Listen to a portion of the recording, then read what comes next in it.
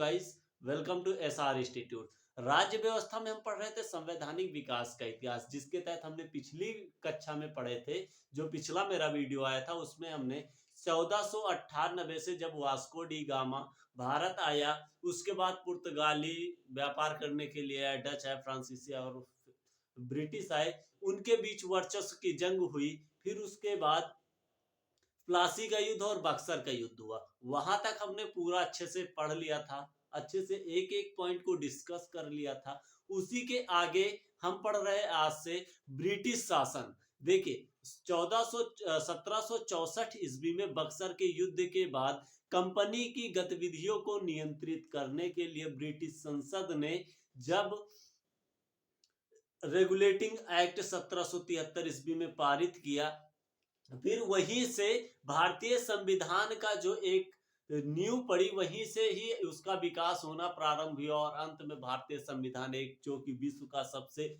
बड़ा संविधान बना। तो उसके शुरुआत में हम पढ़ते हैं। तो देखिए, ब्रिटिश आए, वहां तक हमने पढ़े थे। ब्रिटिश आए तो देखिए, ब्रिटिश के शासन को दो भागों में विभाजित किया गया है, कंपनी का शासन और ब्रिटिश ताज का शासन। कंपनी का शासन वो है कि कंपनी व्यापार करने के लिए तो आई थी, लेकिन उसके साथ में वहां पर जो उसकी शासन की बागडोर थी उसके हाथों में थी। लेकिन इसका नियंत्रण, कंपनी की गतिविधियों को नियंत्रण ब्रिटिश संसद द्वारा किया जाता था।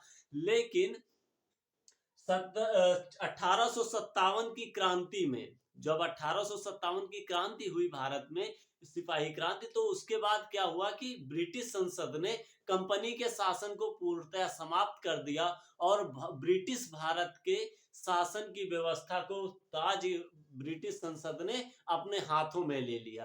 तो यही से हम दो भागों में ब्रिटिश शासन को दो भागों में पढ़ेंगे, कंपनी का शासन और ताज का शासन। देखिए, कंपनी का शासन 1773 से 1857 ईस्वी तक चला, जिसमें उन्होंने कई अधिनियम पारित किए कंपनी की गतिविधियों को नियंत्रित करने के लिए, उनके अधिकारियों को नियंत्रित करने के लिए। तो पहला जो अधिनियम था वो था रेगुलेटिंग एक्ट, विनिमय अधिनियम, जो कि 1773 ईस्वी में पारित हुआ था। फिर उसके बाद इसका संशोधन किया गया 1781 ईस्वी में, वो अधिनियम भी पढ़ेंगे। फिर उसके बाद आया पिट्स इंडिया एक्ट। जो पिट्स इंडिया एक्ट आया 1784 ईस्वी में, उस समय ब्रिटेन के तत्कालीन प्रधानमंत्री, जो कि युवा प्रधानमंत्री थे, विलियम पिट, उन्हीं के नाम पर इस अधिनियम का नाम पिट पड़ा, पिट्स इंडिया एक्ट। फिर उसके बाद चार्टर एक्ट आए। देखिए, चार्टर एक्ट क्या थे? ये जो ब्रिटिश कंपनी थी, ईस्ट इंडिया कंपनी आई थी, उसी को वहां के क्राउन संसद द्वारा, जो महारानी थी, उनके द्वारा कंपनी को 20-20 साल के लिए, 20 साल, फिर 20 साल, फिर 20 साल, फिर 20 साल, 4 बार इसी तरह उन्होंने चार्टर अधिनियम दिया कि जाओ, तुम्हें व्यापार का एकाधिकार प्रदान किया जाता है। तो उसी का चार्टर एक्ट आया 1793 से 1813, 1833 और 1853 ईस्वी में। फिर उसके बाद 1857 में क्रांति हो गई, जिसको कंपनी दबाने में असफल रही, कंपनी उसको संभाल नहीं पाई। फिर उसके बाद क्या हुआ कि 1857 की क्रांति के बाद जो ब्रिटिश संसद थी, ब्रिटिश क्राउन थे, उन्होंने कंपनी से एकाधिकार छीन लिया और उसकी ब्रिटिश शासन की पूरी, जो ब्रिटिश भारत का शासन था, उसने अपने हाथ में ले लिया। तभी भारत शासन अधिनियम 1858 पारित हुआ। ब्रिटिश भारत शासन अधिनियम, जो पहला भारत शासन अधिनियम था, जो संविधान का मूल है, भारत शासन अधिनियम, जहां से बहुत अच्छे से पढ़ा जाता है। ये तो कंपनी की गतिविधियों को नियंत्रित करने के लिए लिए गए थे, लेकिन भारत शासन अधिनियम जो पहला था वो कब हुआ? 1858 ईस्वी में। फिर उसके बाद भारत परिषद अधिनियम आए, क्योंकि 1858 में परिषद का गठन किया गया और वायसराय और राज्य सचिव आ गए, तो इसलिए परिषद का हो गया। तो परिषद का अधिनियम में भारत परिषद अधिनियम 1861 में आया, फिर 1892 में आया भारत परिषद अधिनियम, और भारत परिषद अधिनियम 1909 में आया। भारत परिषद अधिनियम 1909 में आया, जिसे मार्ले मिंटो सुधार एक्ट भी कहा जाता है। फिर उसके बाद आया भारत शासन अधिनियम, जिसे मॉन्टेग्यू चेम्सफोर्ड शासन अधिनियम भी कहा जाता है, क्योंकि उन्होंने ही पारित करवाया था। फिर उसके बाद आता है जो चौथा, भारत शासन अधिनियम 1935। भारतीय संविधान का अधिकतर हिस्सा, भारतीय संविधान का अधिकतर हिस्सा भारत शासन अधिनियम से ही लिया गया है। फिर उसके बाद पारित हुआ कि भारतीय स्वतंत्रता अधिनियम 1947, जिसके तहत भारत और पाकिस्तान अलग हो गए। भारत शासन अधिनियम 1935 के अंतर्गत 1937 में भारत और भारत गणराज्य जो था पूरा भारत का हिस्सा, और वर्मा अलग हो गया 1937 में। तो इसी को हम पूरा एक एक करके जितने भी अधिनियम बने उनकी विशेषताएं आई, उनके प्रावधान क्या क्या थे, सभी को एक एक करके डिस्कस करते हैं।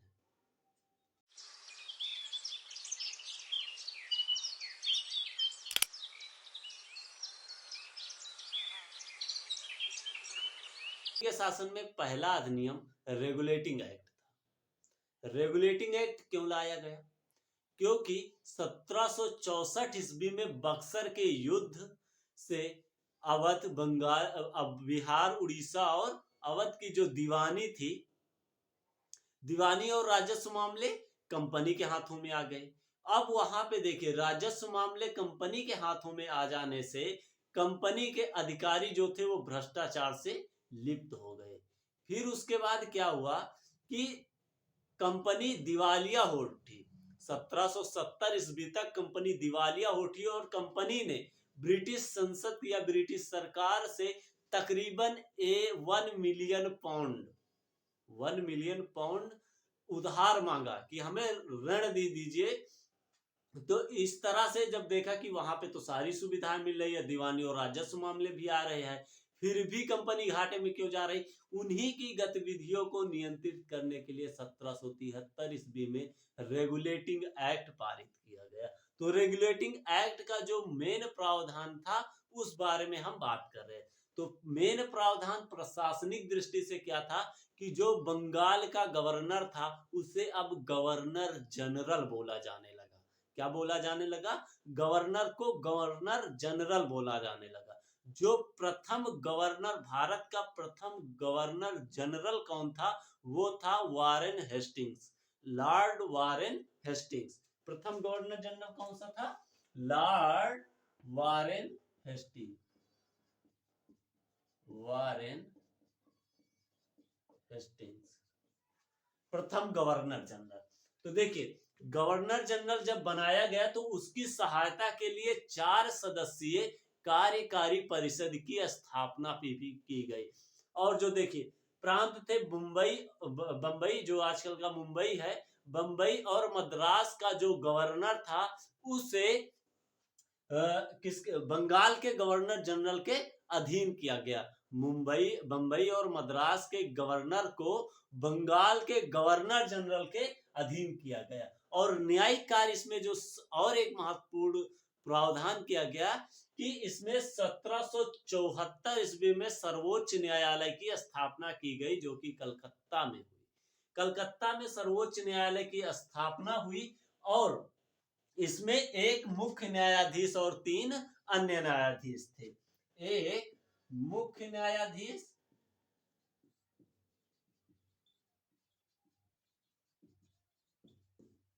3 अन्य न्यायाधीश।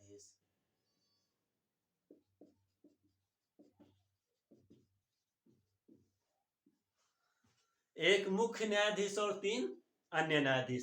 तो देखिए, जो भारत का सर्वोच्च न्यायालय उसका प्रथम मुख्य न्यायाधीश कौन था? सर एलिजा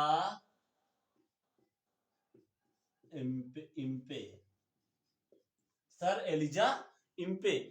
एलिजा इम्पे भारत के सर्वोच्च न्यायालय के प्रथम मुख्य न्यायाधीश थे। जो अन्य प्रावधान थे, देखिए, कर्मचारी के जो कंपनी के कर्मचारी थे उन्हें निजी व्यापार करने के लिए प्रतिबंधित कर दिया।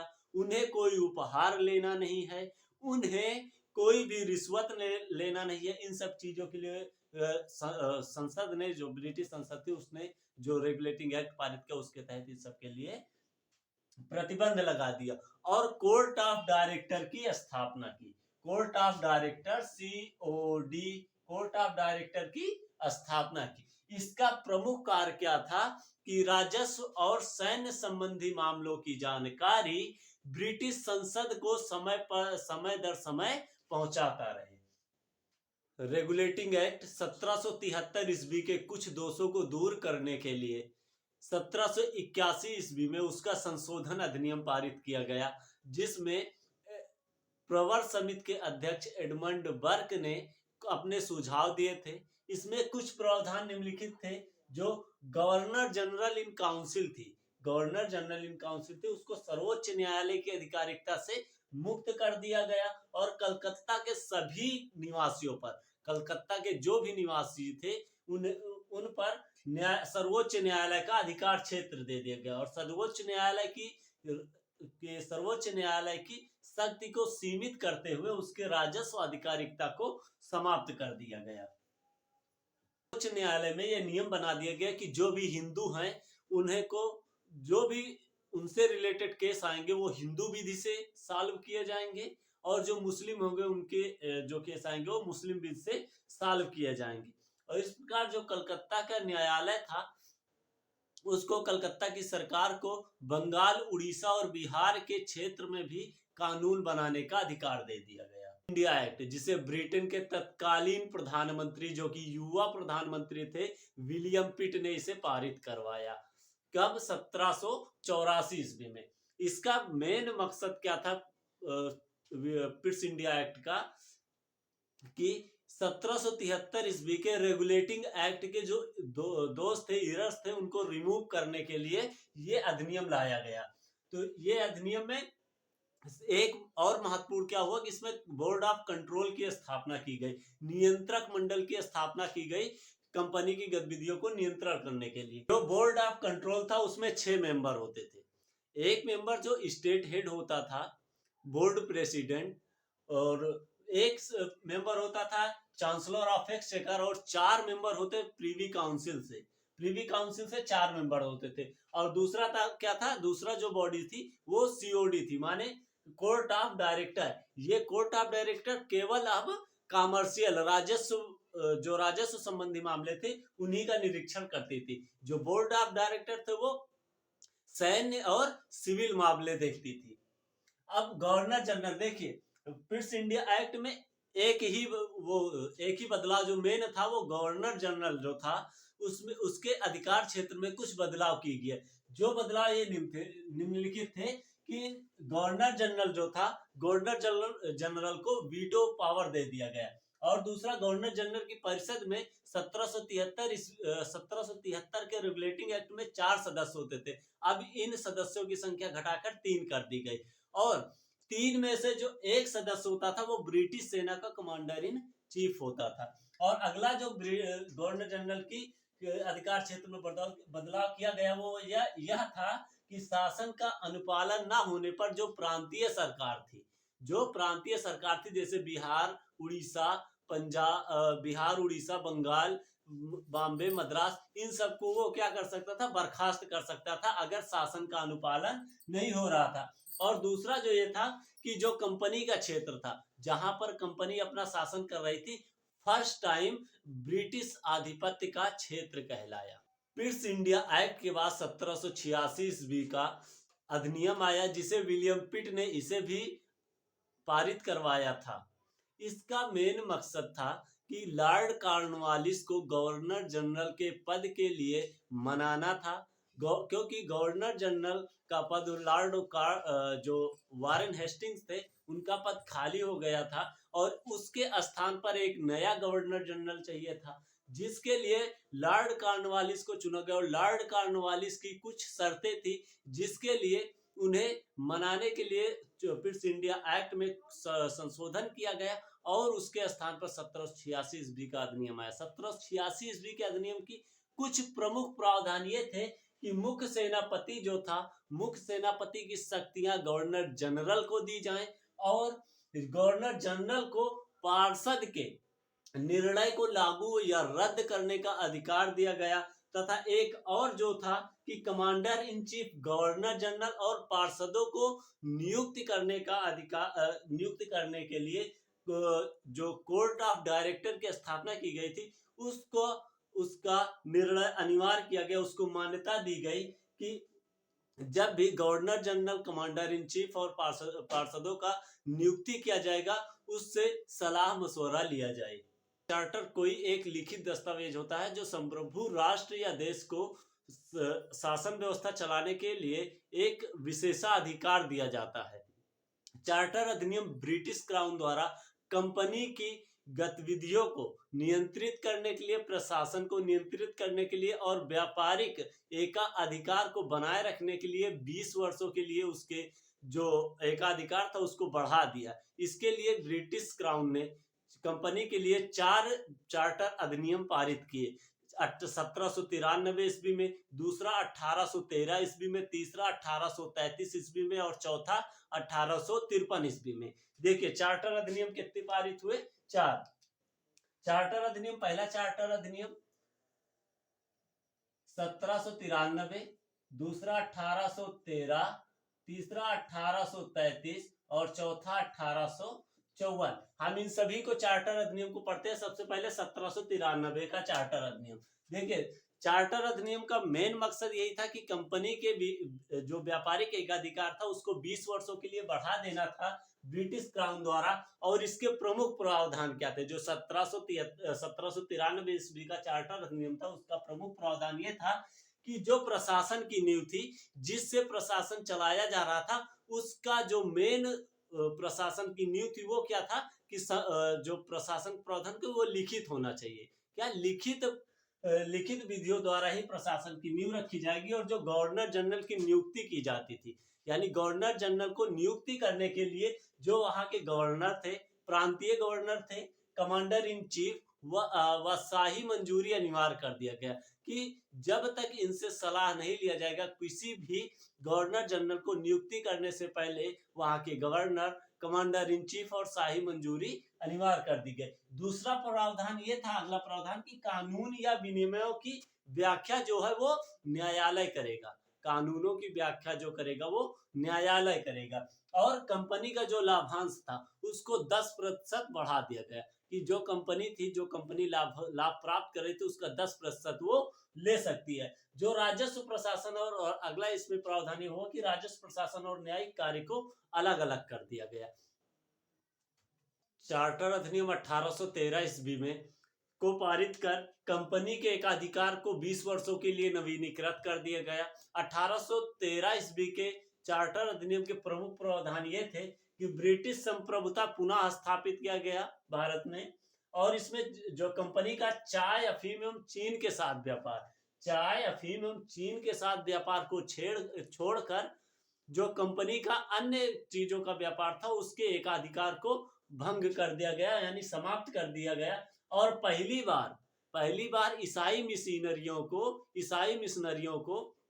ईसाई धर्म के प्रचार के लिए मान्यता दी गई। और कंपनी के लाभांश का एक प्रावधान ये था कि जो 1793 ईस्वी में कंपनी के लाभांश को 10% बढ़ाया गया था, 1813 ईस्वी चार्टर अधिनियम में कंपनी के लाभांश को कम कर दिया गया, ये 5% कर दिया गया। और प्रथम बार 1813 ईस्वी के चार्टर अधिनियम में प्रथम बार शिक्षा में निवेश के लिए प्रावधान किया गया। प्रथम बार शिक्षा में निवेश के लिए प्रावधान किया गया और 1 लाख रुपए प्रति वर्ष शिक्षा में निवेश किया गया। 1833 का चार्टर अधिनियम। 1833 ईस्वी चार्टर अधिनियम को सेंट हेलेना अधिनियम या भारत सरकार अधिनियम 1833 भी कहा जाता है।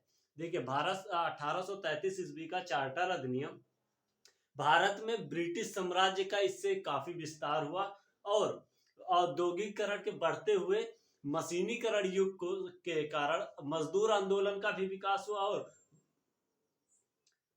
कच्चे माल की प्राप्ति के लिए भारत एक अच्छा विकल्प था। इसके लिए जो कंपनी का एकाधिकार था उसको, कंपनी के एकाधिकार को बढ़ाने के लिए 20 वर्षों के लिए और बढ़ा दिया गया उसका। और यहाँ से जो कंपनी का वाणिज्यिक अधिकार था उसको समाप्त कर दिया गया और उसके जगह पे कंपनी को प्रशासनिक निकाय बना दिया गया। देखिए 1833 चार्टर अधिनियम का प्रमुख प्रावधान यह था कि बंगाल का गवर्नर जनरल जो था, बंगाल का गवर्नर जनरल प्रथम बार भारत का गवर्नर जनरल कहलाया। जो बंगाल अभी तक क्या था कि बंगाल का गवर्नर जनरल कहलाता था, वो अब भारत का, संपूर्ण भारत का गवर्नर जनरल पहली बार कहलाया। और भारत का प्रथम governor general Lord William Bentinck था। कौन था? Lord William Bentinck. Lord Bentinck कह लीजिए, लॉर्ड विलियम बेंटिक, ठीक है। लॉर्ड विलियम बेंटिक जो था भारत का पहला गवर्नर था। और इसका अगला प्रावधान यह था कि बॉम्बे और मद्रास की जो प्रेसिडेंसी के राज्यपालों को विधायी शक्तियों से वंचित कर दिया गया। वो भी उनके पास से जो विधायी शक्तियां थी उसको खत्म कर दिया गया। और गवर्नर जनरल की सरकार जो थी वो भारत सरकार कहलाई। क्या जो ये गवर्नर जनरल की सरकार थी, अभी तक क्या था कि जो बंगाल का गवर्नर था उसको बंगाल गवर्नर सरकार बोला जाता था, अब उसे क्या बोला जाने लगा? भारत सरकार। भारत सरकार। जो उसकी परिषद थी उसको क्या बोला जाने लगा? भारत परिषद। भारत परिषद। और जो कंपनी का वाणिज्यिक निकाय था उसको तो समाप्त ही कर दिया गया। उसके जो अभी तक क्या था कि चाय, अफीम और चीन के साथ व्यापार का एकाधिकार दिया गया था कंपनी को, वो भी समाप्त कर दिया गया। अब कंपनी केवल एक प्रशासनिक निकाय थी बस, बाकी उसका वाणिज्यिक जो व्यापारिक निकाय था, जो व्यापार करने का एकाधिकार था, उसे समाप्त कर दिया गया। और 1833 ईस्वी के चार्टर अधिनियम के तहत सिविल सेवा भर्ती के लिए पहली बार खुली प्रतियोगिता चालू की गई, जिसको सीओडी, कोर्ट ऑफ डायरेक्टर जो था, एक निकाय बनाया गया था प्रशासनिक निकाय में, उसने मना कर दिया और इसका जो प्रयास था वो असफल हो गया। और गवर्नर जनरल की परिषद में एक नया सदस्य बनाया गया। देखिए पिट्स इंडिया एक्ट में क्या किया गया कि जो गवर्नर जनरल की परिषद की संख्या 4 थी उसको घटाकर 3 कर दिया गया। अब 3 के जगह पे जो 1833 ईस्वी का, इसको फिर से 4 कर दिया गया और एक नए निकाय विधि सदस्य की स्थापना की गई। विधि सदस्य को जोड़ा गया। और प्रथम विधि आयोग की स्थापना 1834 ईस्वी में किया गया। प्रथम विधि आयोग की स्थापना कब किया गया? 1834 ईस्वी में। और पहली बार कानून और नियम विनिमय जो थे, इनको संहिताबद्ध किया गया। और जो इस 1834 ईस्वी का प्रथम विधि आयोग था, इसके अध्यक्ष कौन थे? लॉर्ड मैकाले की अध्यक्षता में प्रथम विधि आयोग की स्थापना की गई। कंपनी के अधिकारों को नवीनीकृत करने के लिए ब्रिटिश क्राउन द्वारा 1853 ईस्वी में चार्टर अधिनियम पारित किया गया। उसके प्रमुख प्रावधान ये थे कि गवर्नर जनरल की परिषद को विधायी व कार्यकारी कार्यों से अलग कर दिया गया, क्योंकि इसके लिए एक नया निकाय विधान परिषद की स्थापना की गई। भारत में विधि निर्माण हेतु 12 सदस्यों की विधान परिषद की स्थापना की गई। विधि सदस्य जो था वो परिषद का पूर्ण सदस्य बन गया। विधि सदस्य को 1833 ईस्वी के चार्टर अधिनियम के तहत जोड़ा गया था। एक गवर्नर जनरल की परिषद में एक नया सदस्य, जो कि चौथा सदस्य था, वो अब गवर्नर जनरल की परिषद का पूर्ण सदस्य बन गया। और निदेशकों की संख्या जो थी 24 थी, उसे अब घटाकर 18 कर दिए गए। और इन 18 में से 6 सदस्य ऐसे थे जिन्हें ब्रिटिश क्राउन द्वारा नामित किया जाता था, मनोनीत किया जाता था जाएगा ताज के शासन से। अब इसमें जितने भी अधिनियम पारित हुए हैं वो कल पढ़ाए जाएंगे। तो अगली वीडियो में मिलते हैं। धन्यवाद।